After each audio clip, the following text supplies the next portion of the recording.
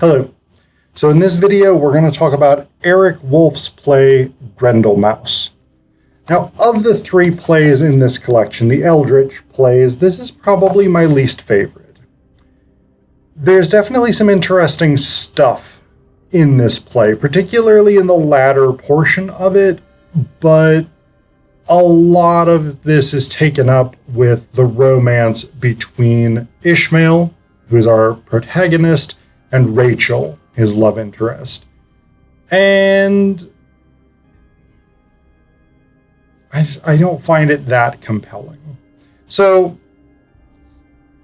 basically, this is a play about a guy who gets a second chance with the love of his life, high school girl of his dreams, etc., but he was always too shy to ask her out. He gets a second chance when they meet back up in their 30s at basically a dead-end job. But he's being haunted, stalked, cursed by this figure of the Grendelmaus. So the play begins basically with a brief retelling of the Grendel cycle from Beowulf. Right? Hrothgar has this great hall, and everything is going great. Then Grendel shows up. Grendel is a demon, basically, descendant of Cain. Yeah, all this stuff. Bad stuff. Stuff you don't really want at your hall if you're trying to feast and drink and do general sort of late Viking on the way toward Anglo-Saxon stuff.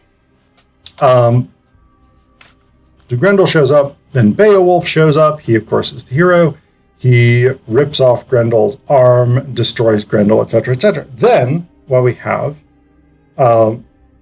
Rachel is narrating this, but it's not Rachel necessarily. It's the actor who plays Rachel, but the character is listed as Rachel while narrating it. So it's an interesting thing. I'll talk about that more in a little bit, because each of the two actors in the play plays multiple parts, usually through puppetry. So I'll talk about that. So what it says here is, then a strange thing happened. As the fly-caked carcass of Grendel rotted in the hall of Hrothgar, a small white mouse stole in. Stage directions say flies buzz around the body, a mouse enters. Rachel says, it was the dead of winter and food was scarce. The poor mouse was lured in from the deep white snow by the smell of Grendel's yummy, fresh, flowing gore. The mouse says, gore, yummy. Stage directions say the mouse sniffs, draws near to the body, and eats of Grendel's corpse. And Rachel says, the demon's cursed blood made the mouse strong and wise and very powerful. Worst of all, Grendel's blood, which bore the unholy taint of his grandparents, Lilith and Cain, made the mouse evil and as cunning as the serpent that spurred the fall of man. From that day on, the mouse could not die, and he wandered the earth till the crack of doom. So basically, Grendelmaus is a demonic mouse that has inherited the powers of Grendel by eating from Grendel's decaying flesh. He's a super evil mouse, just, wandering around doing fucking horrific shit to people. We meet an old man that Grendelmaus, when he was a boy, Grendelmaus had ripped off this guy's leg while he was sleeping and then beaten him with it. We have a story stolen directly from the Gothic novel Melmoth the Wanderer, in which there is a beautiful orphan girl on an island, and she is untainted by humanity because she has been raised there by the birds and whatever fucking bullshit it is. And Grendelmaus in the place of Melmoth the Wanderer decides he's going to go to this island, and it will be his greatest triumph to corrupt and destroy this soul who is as pure as he is evil, and then he falls in love with her, and he ends up leaving because he knows that he will destroy her, and it is the one good-ish thing that he ever does. But even this is tainted by the fact that he breaks her heart, etc., etc. So, that's the setup, right? That's Grendelmaus. That's who Grendelmaus is. Now, after that opening retelling of the Grendel cycle and the supernatural birth, I guess, of Grendelmaus, Grendelmaus largely just drops out of the story for a while because we go to Ishmael and Rachel.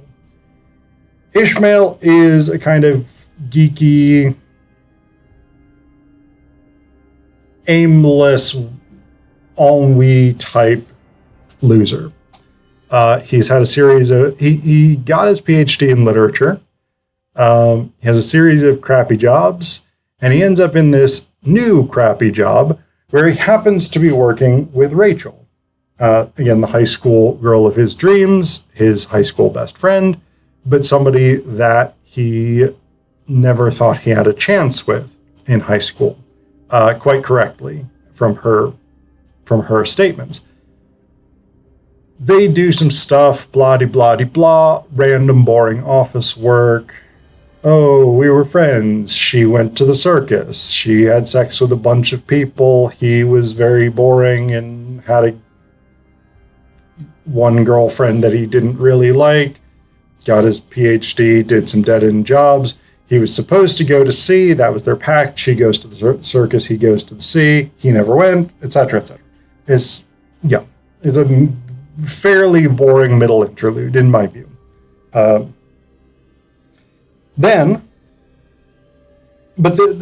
thing that does sort of connect it is that Ishmael, in his apartment, starts encountering this white mouse and this horrible mouse smell, and he doesn't really know what to do about it. His landlady refuses to believe that there is a mouse in the apartment, etc., etc. So the mouse becomes increasingly sort of evil. And Ishmael wants to be able to bring Rachel back to his apartment, mainly because he wants to have sex with her at some point. But he is afraid that he will be too anxious about the mouse being there to perform. And he does not want that, understandably. So he goes to this hardware store and he's basically like, I have a mouse. And the guy is like, well, you've tried all the different traps that we have. There's nothing else I can do for you. And then this old man shows up. Old man with a peg leg shows up. And he's basically like, hey, did you say you're having trouble with a demonic mouse? Well, that's the Grendelmaus. He's an evil son of a bitch. And there is no trap, no human-made trap that you can buy that will stop him. But I just so happen to have this book of magic spells that you could use to defeat the Grendelmaus. But remember, you must act quickly because the Grendelmaus is cunning, and if he senses that you are doing some magic to try and destroy him, he will try to destroy you first. In exchange for this book, all you have to do is when you defeat the Grendelmaus, just bring me his leg and the book back.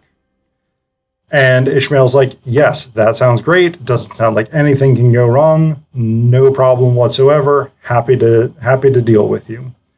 So he takes this book, which it turns out is the Necronomicon of Lovecraftian lore. He goes back to his house. He starts doing this potion to call up a djinn. Right? An incredibly powerful spirit whom he's supposed to command to defeat the Grendelmaus, or contain it, banish it, whatever it is. He's supposed to use this djinn against Grendelmaus. But what happens is that Rachel comes over and she's all like, hey man, we've been dating for like 3 weeks now, and you have not done anything more exciting than kiss me, so it's time for the sexy times. And Ishmael is like, wow, I really want to have sex with you. I'm going to, just we'll do that. And then Grendelmaus shows up and he's all like, blah, blah, blah, or whatever it is he does. He's just fucking there. And Ishmael's freaking out about this mouse. So he's like, excuse me just a minute. I'm going to go into the kitchen where I keep the condoms. Very natural. So he goes in, he completes this spell, calls up the djinn, and he's basically, instead of being like, djinn, fucking get rid of this Grendelmaus, he's like, djinn, I can't get hard with Grendelmaus here. And the djinn is like, okay, I will give you an erection so you can have sex with Rachel. So he fucking blows his chance. Then he and Rachel sleep together, which we don't see depicted on stage. When they wake up, or when he wakes up, rather, Grendelmaus steals the book, steals the Necronomicon, which has all these powerful spells that can make a demon even more powerful than it already is. So now Grendelmaus has all the power, all the control. The next day, Ishmael goes back to his dead-end job. He finds out that Rachel has been promoted to the personal assistant of the new boss whom everybody seems to love, and who has replaced the old boss, who, strangely enough, fell face first into a plate of glue and died in exactly the same way that the guy at the hardware store described one of the traps killing mice. Nobody else seems to find it suspicious other than Ishmael that on the day that the boss had this freak accident, another guy who had impeccable credentials happened to send in his resume and was immediately hired to the post. But Ishmael finds that suspicious. Nobody else seems to. That guy promotes Rachel, takes him out of the office. Also, he fires Ishmael and threatens that if he is not off the premises within 15 minutes, he will call the police. Ishmael goes back to his apartment only to find the locks changed and that he has been evicted without notice by his landlady because of the same guy. Ishmael fairly quickly puts the pieces together and realizes that this is Grendelmaus doing all this. The boss then goes to Rachel's apartment and basically seduces Rachel. Ishmael shows up and he's like, it's a fucking mouse in a suit on stilts. Are you not seeing this? Everybody, fucking, this isn't even subtle. It's not. And it is. That's what's depicted on stage, is a mouse head sticking out of a suit with stilt legs. And everybody else is like, no, that's a dude. That's Mr. Fidala or whatever his name is. And so Ishmael attacks Grendelmaus, fails to defeat him in personal combat, and is basically like, well, Grendelmaus, you have won. At which point he leaves. The old man finds him and is like, well, you lost to Grendelmaus. Now you have to go to sea until you're strong enough to defeat him. So Ishmael just leaves and goes to sea for 12 years. Rachel marries Grendelmaus. They have a human-mouse hybrid baby. They don't have a happy marriage necessarily, etc., etc. 12 years later, Ishmael shows back up, and they're basically just like, yeah, stuff hasn't gone that well. So that's the plot of Grendelmaus. There's a lot of intertextuality here. That seems to be a consistent thing for Woolfe. He likes drawing from a mix of like classic literature, in this case, things like Beowulf and Moby Dick, Melmoth the Wanderer, which is not really as sort of canonical, but still 1820s, so it's got some age to it, and then more sort of horror schlock type things. In this case, the Lovecraftian Necronomicon, and there's references to like Evil Dead 2, things like this. These are the most sort of prominent ones. So there's a lot of intertextuality. I tend to like that quite a bit. But the other element of it that's interesting is the way that it's performed. Again, I've talked about this, especially with Strange and Eerie Memoirs of Billy Withergloom. Woolfe is really a puppets guy. So here in the beginning, where we have a set and characters note, it says, the set is simple and expressionistic, able to express multiple locations in and around the city of New Bosford with as little shuffling around as possible. It consists of a few platforms, a chair or two, and a screen behind which the actors can enter, exit, and stash unused puppets. The screen should also double as a Punch and Judy puppet theater. So we've got that sort of very general setup. A lot of the action is really driven by the storytelling, by the characters, and by the puppets. Then it says, there are two actors. One plays Ishmael and the other plays Rachel.